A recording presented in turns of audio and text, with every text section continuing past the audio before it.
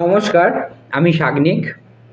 আজকে কোনো স্বরচিত কবিতা নয়, আজকে একটি গল্প আমি আপনাদের শোনাতে চাই। গল্পটা খুবই প্রাসঙ্গিক বলে মনে হচ্ছে, তাই শোনাতে চাই। এই গল্পটা সোভিয়েত সাহিত্যের একটি গল্প।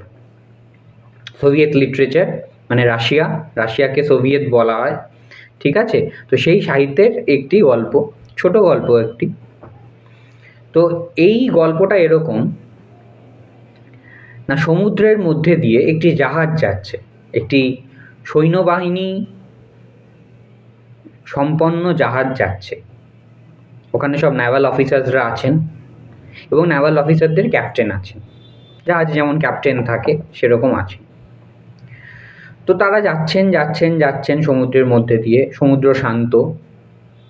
তা সেই নেভাল অফিসারদের মধ্যে একজন খুব কর্তব্যপরায়ণ নেভাল অফিসার আছেন, তার নাম ক্যাসাবিয়াঙ্কা।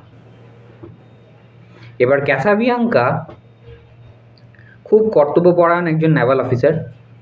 সে চারিদিক দেখছে যাতে জাহাজটা ঠিক করে যায় সমুদ্রের মধ্যে দিয়ে।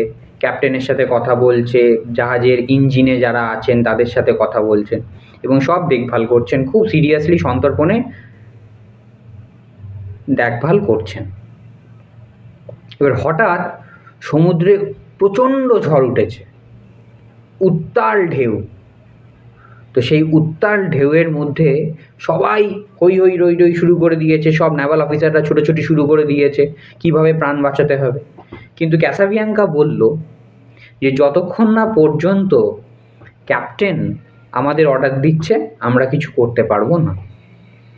তো ক্যাপ্টেন যখন দেখলো যে না, প্রচণ্ড সিরিয়াস অবস্থা, জাহাজ প্রায় ডুবু, তখন তিনি ইনস্ট্রাকশন দিতে শুরু করলেন যে না, এই লাইফ বোটসগুলো যেগুলো আছে, লাইফ বোটস দিয়ে এক এক করে আপনারা চলে যেতে থাকুন।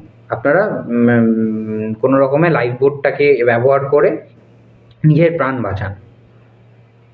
তো ক্যাসাবিয়াঙ্কা যেহেতু একটু উচ্চ পদে ছিল, মানে ক্যাপ্টেনের পরেই ছিল, সেহেতু সে ইনস্ট্রাকশন দিয়ে যাচ্ছে। ক্যাপ্টেনের ইনস্ট্রাকশন শুনে সে ইনস্ট্রাকশন দিচ্ছে সবাইকে এবং তারা একে একে নেভাল অফিসাররা একে একে লাইফ বোট নিয়ে বেরোতে শুরু করেছে, ওখান দিয়ে পালাতে শুরু করেছে ওই সিচুয়েশন থেকে, কোনো রকমের চেষ্টা করছে প্রাণ বাঁচাবার।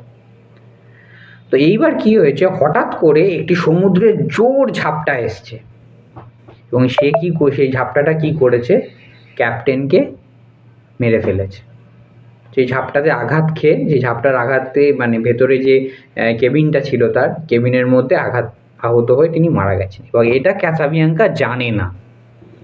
ক্যাসাবিয়াঙ্কা কি হচ্ছে না, তলায় ওয়াকি টকিতে কথা বলে যাচ্ছে ক্যাপ্টেনের সাথে এবং সেই অনুযায়ী ইনস্ট্রাকশন দিয়ে যাচ্ছে। এবার কি হচ্ছে না, যখন সব অন্য নেভাল অফিসাররা চলে যাচ্ছে এবং ক্যাসাবিয়াঙ্কাকে ডাকছে যে তুমিও চলো, তুমিও পালাও, তুমিও নিজের প্রাণ বাঁচাও, তখনও কিন্তু ক্যাসাবিয়াঙ্কা ক্যাপ্টেনের ইনস্ট্রাকশনের জন্য অপেক্ষা করছে ওয়াকি টকিতে। কনস্ট্যান্ট বলে যাচ্ছে ক্যাপ্টেন অর্ডার, ক্যাপ্টেন অর্ডার, কিন্তু ক্যাপ্টেন উপাস থেকে আর অর্ডার দিচ্ছে না, কারণ ক্যাপ্টেন মারা গেছে। তো এইভাবেই গল্পটা শেষ হয় এবং শেষে লেখক বলেন যে মৃত্যু তো কারোর অর্ডার নিয়ে আসে না, মৃত্যু তো অতর্কিতে আসে, নিভৃতে আসে, যখন তখন আসতে পারে। তাই ক্যাসাবিয়াঙ্কা শেষমেশ তার প্রাণ বাঁচাতে পেরেছে কিনা এটা গল্পে নেই, মানে গল্পে দেওয়া নেই, শেষ হয়ে যায় গল্পটা। তো এই গল্পটা বলার আমার কারণ হচ্ছে এই যে আমরা অনেক সময় নিজেদের অনুভূতির নিয়ন্ত্রণগুলিকে অন্য মানুষের হাতে তুলে দিই। তারা যা ইচ্ছে বলে, অনেক কিছু বলে আমাদেরকে, এবং তার জন্য আমরা মেন্টালি ডিপ্রেসড হয়ে যাই, মেন্টালি প্রচণ্ডভাবে নিমজ্জিত হয়ে পড়ি দুঃখে। কিন্তু সেটা নয়। আজকে ক্যাসাবিয়াঙ্কা যদি তার সুপিরিয়রের অর্ডার না শুনে নিজের প্রাণটা বাঁচাবার চেষ্টা করতো, হয়তো সে বাঁচতে পারতো। সে বেঁচেছে কিনা সেটা গল্পে নেই, কিন্তু এটাই হচ্ছে ব্যাপার যে আমরা সবসময় আমাদের অনুভূতির নিয়ন্ত্রণগুলোকে, আমাদের জীবনের নিয়ন্ত্রণ অনেকজনের কথার ওপর, অনেকজনের ওপর দিয়ে দিই। সেটা ঠিক নয়। তো এই বলেই আমি আজকের উপস্থাপনাটা শেষ করলাম। আশা করি আপনাদের ভালো লেগেছে। যদি ভালো লাগে প্লিজ লাইক করবেন।